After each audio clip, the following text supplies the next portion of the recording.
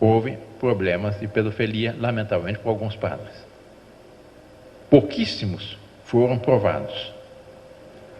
A média, nos últimos 50 anos, foi 1,2 casos provados por ano.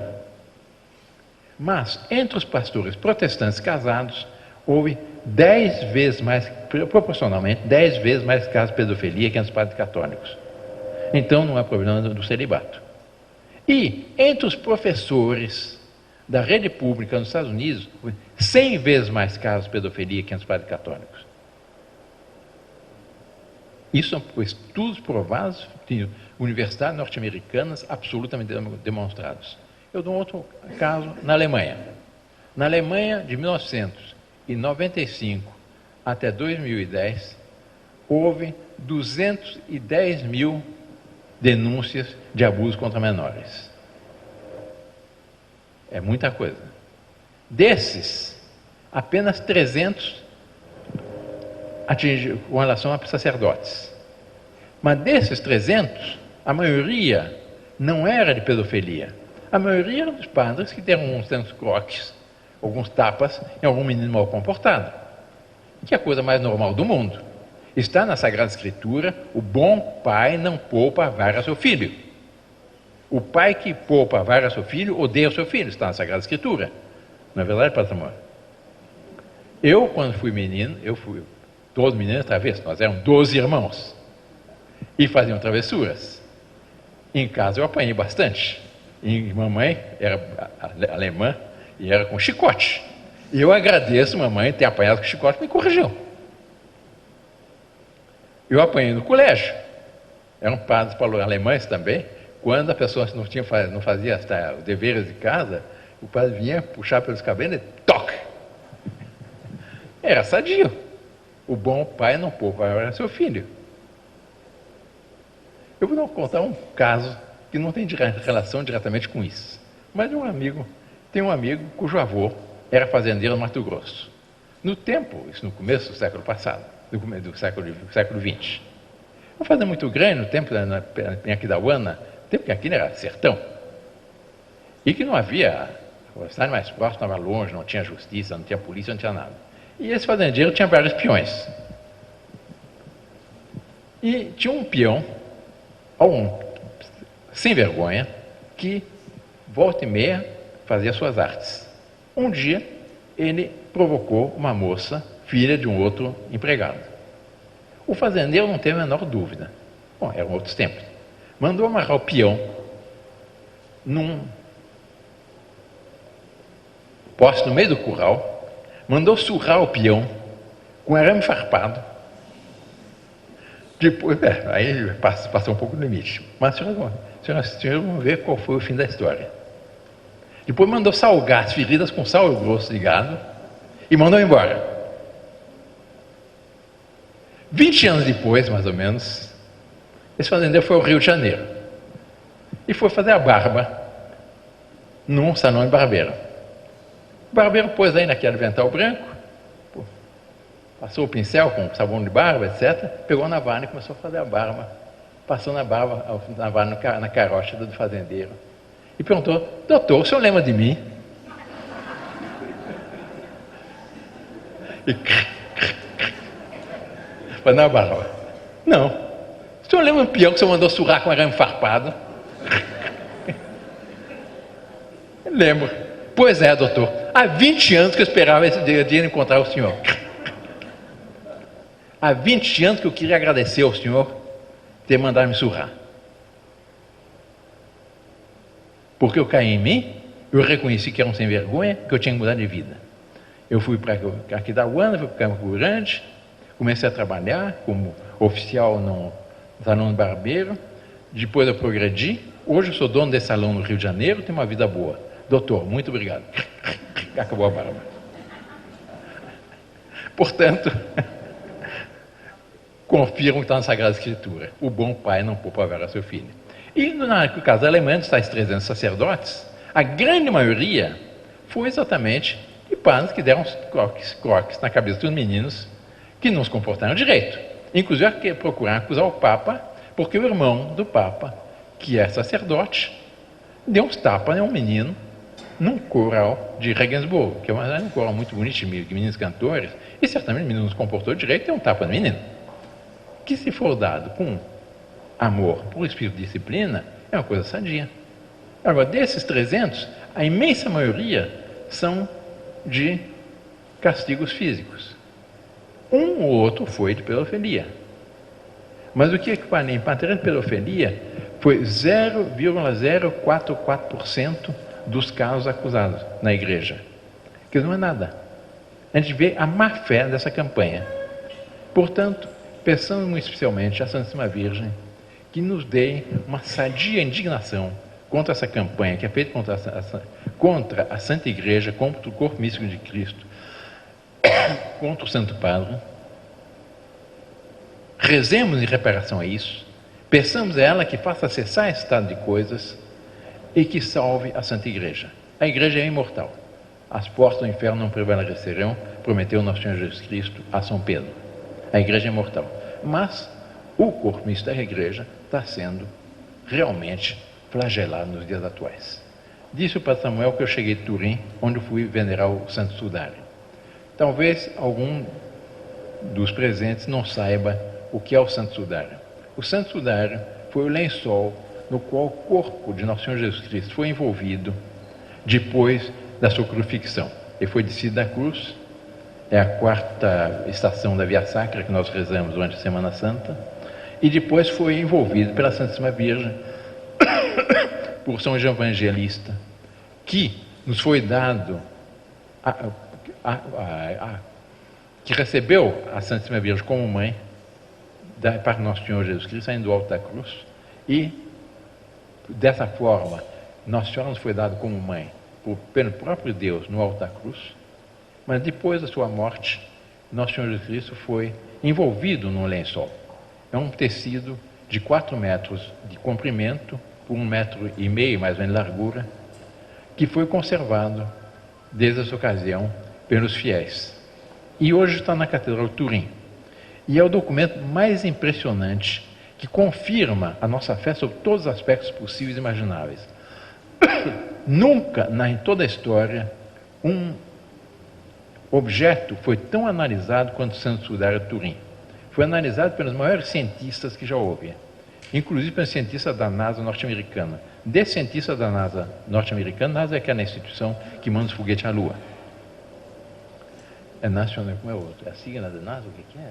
National. Bom, é uma instituição norte-americana que manda os foguetes à Lua. São os maiores cientistas dos dias atuais. E com métodos moderníssimos, analisaram o tecido. Desses cientistas que analisaram tecidos, vários não eram católicos. Mas as provas eram tão contundentes que se converteram à religião católica. Nesse tecido está provado a curação de espinhos, está provado a flagelação do nosso Senhor Jesus Cristo, os 120 golpes que nosso Senhor Jesus recebeu, o fato do seu divino lado ter se transpassado pela lança de Longinos, está provado absolutamente tudo. E a ressurreição. Os pregos nas mãos, aqui no pulso e nos pés, e sobretudo está provada a ressurreição. Porque os cientistas dizem que aquela imagem que ficou gravada nesse tecido, como se fosse uma fotografia, só poderia ser feito por uma luz intensíssima. Dizem alguns cientistas que teria uma luz que tivesse a potência de várias bombas atômicas, da luminosidade de várias bombas atômicas, para poder gravar o tecido como está gravado. E hoje o tecido está na Catedral de Turim e se pode, cada 10, cada 15 anos, ele é aberto para ser exposto aos fiéis, para ser venerado. E esse ano foi aberto mais ou menos do dia 15 de abril, vai continuar até 15 de maio. E eu fiz questão de assistir, de ir lá para venerar essa relíquia, que é a relíquia mais sagrada que nós temos, em que prova toda a nossa fé. Prova a morte no Senhor Jesus Cristo, a flagelação, a curação de espinhos, a morte, os golpes que nosso Senhor recebeu, prova a cruz no ombro do nosso Senhor que ele carregou na Via Sacra, e finalmente até a ressurreição. Tudo isso nosso Senhor assistiu. E peçamos então a ela que que assim como ela assistiu à ressurreição do seu divino Filho, que ela assista também, não propriamente a ressurreição da igreja, porque a igreja nunca morrerá, mas que ela assista uma renovação da igreja, que, de tal forma que a igreja chegue à plenitude de sua santidade na sua parte institucional, na sua parte humana, e com isso chega à plenitude, sua influência sobre a sociedade temporal, para com isso santificar a sociedade temporal também. E nesse trabalho, eu tenho certeza que para essa obra, a Dona Rita participou de uma forma extraordinária com o lançamento desse livro, ao qual se deve dar a maior difusão possível, porque faz referência a todas as devoções, a todas as padroeiras que os vários países da América Latina têm.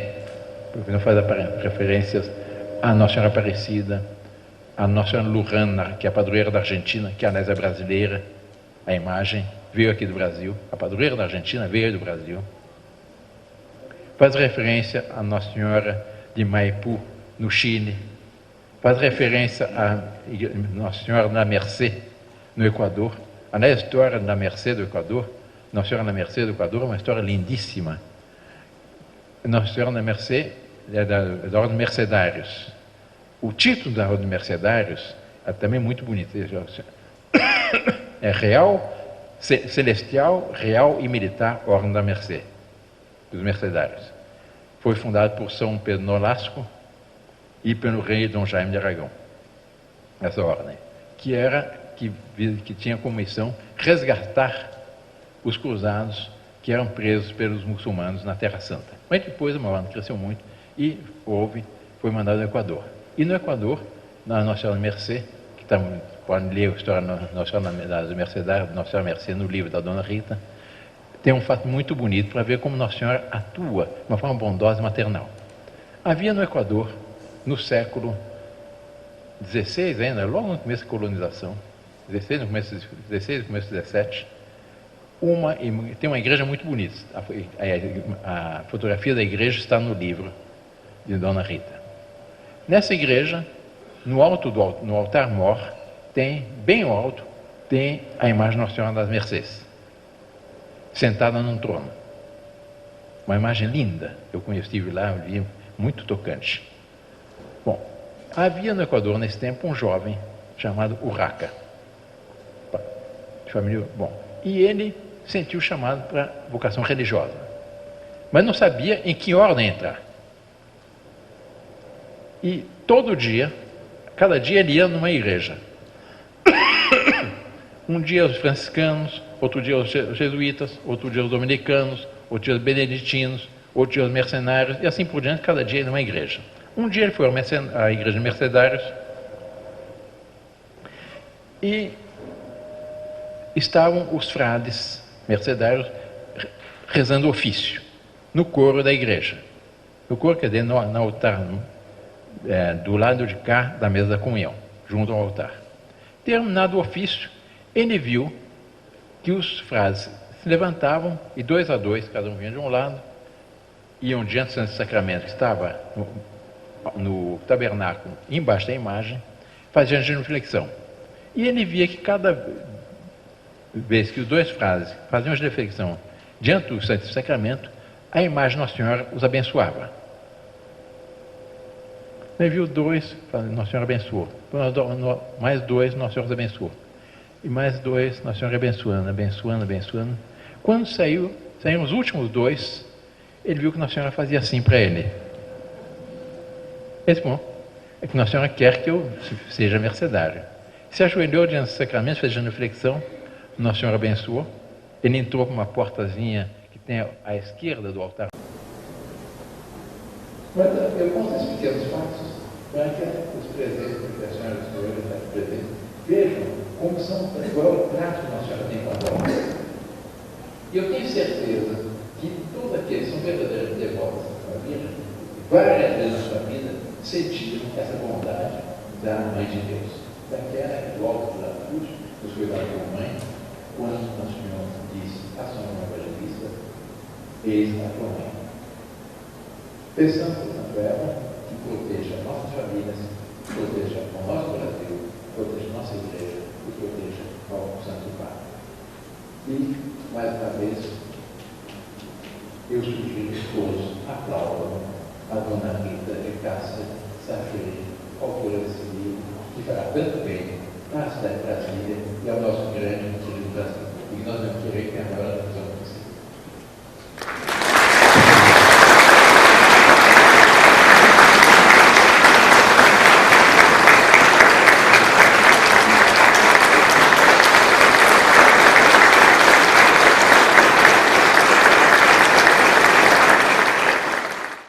Reverendíssimo Padre Samuel, Sua Alteza Imperial Carlos Bertrand Mendes Bragança, minhas senhoras e meus senhores, eu fui chamado só pelo Padre Samuel Dona Rita para explicar um pouco a origem dessa imagem peregrina de Nossa Senhora de Fátima.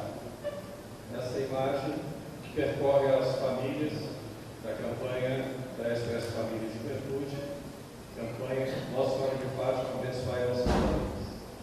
É uma imagem cópia da imagem peregrina de Nossa Senhora de Fátima. Qual é a origem dessa imagem? A irmã Lúcia, que era a mais velha das crianças, era Lúcia, Jacinta e Francisco, ela explicou a um artista como era a aparência de Nossa Senhora, que era indescritível. Então esse artista fez em madeira 3 ou 4 imagens. Uma imagem está no santuário de Nossa Senhora de Fátima em Portugal.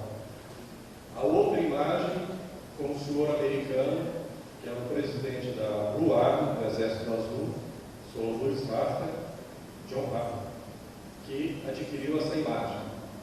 E uma terceira imagem foi para a Rússia, porque Nossa Senhora dizia que a Rússia espalharia seus erros do comunismo, né? E que, por fim, depois ela vai se converter. Então, essa imagem foi para fazer apostolado na Rússia. E não se sabe mais o destino dessa terceira imagem. Não se sabe se os comunistas pegaram a imagem e destruíram. Mas essa imagem, que fica peregrinando nos Estados Unidos e pelo resto do mundo, em 1972, ela estava em Nova Orleans, nos Estados Unidos. Nós vamos entender agora isso. E chorou 12 vezes. E foi um choro muito impressionante, que saiu na fotografia dos principais órgãos da imprensa, inclusive aqui no Brasil, na Folha de São Paulo. Nossa Senhora chorava como uma pessoa. A lágrima saía entre o globo ocular e as pálpebras. E de maneira caridosa, e a gota da lágrima de Nossa Senhora acabava na ponta do nariz de Nossa Senhora. A gente vê na fotografia que foi tirada. O padre João Magosa, que estava o representante, nem acreditou, mandou fazer os exames da imagem, uma imagem de madeira, viu que não era uma imagem compacta, não tinha nada dentro, e mandou para 4 laboratórios diferentes, todos os 4 disseram que era lágrima humana. Tem um orifício em cima da imagem para segurar a coroa, colocou água ali para ver se saía para os ossos, não saía. Bem, esse foi um aviso de Nossa Senhora, porque naquele ano começou em Nova Orleans um carnaval de homossexuais. Até que no ano, quando é que foi? Katrina, 2007, eu acho. Foram 32 anos depois, 35 anos depois. Ia ter esse carnaval foi cada vez piorando mais. As maiores abominações em praça pública eram feitas contra a Nossa Senhora, contra o Nosso Senhor, até que houve aquele famoso furacão de Katrina que destruiu a cidade completamente. Bem, Nossa Senhora em Fátima já dizia isso: se não houver redenção dos pecadores, várias nações desaparecerão. Então, a gente vê esses vários cataclismos que o mundo está assistindo. Será que é um sinal de Nossa Senhora pedindo a conversão do mundo? Bem, então essa imagem, ela já é feita de resina, é uma cópia dessa imagem peregrina que está nos Estados Unidos e que muito impressionante. As senhoras e senhores que tiverem a oportunidade depois de rezar mais perto dela, cada um tem um pouco uma impressão diferente, mas é uma imagem que tem uma fisionomia. Às vezes ela tem uma fisionomia mais do que um ser humano. E parece que Nossa Senhora está suplicando, outra hora ela está contente, outra hora está quase chorando. Tem vezes que a gente vê a imagem assim.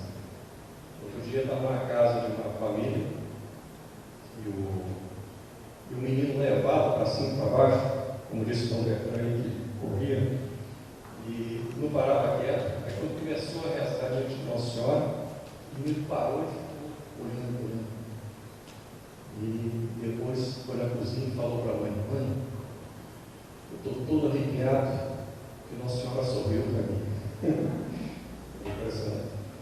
Então, essa é a imagem de Nossa Senhora, que pedimos então ao Padre Samuel, que quando fizer as orações, que abençoe a todos nós, principalmente a Dona Rita, que promoveu essa festa em nome de Nossa Senhora, esse lindo livro, para aumentar a nossa devoção a ela e assim expandir esse apostolado. Muito obrigado, boa noite. Neste momento, encerraremos esta fase dos nossos trabalhos e convidamos a todos a continuar conosco para os autógrafos e para o delicioso coquetel que está sendo servido. Muito obrigado.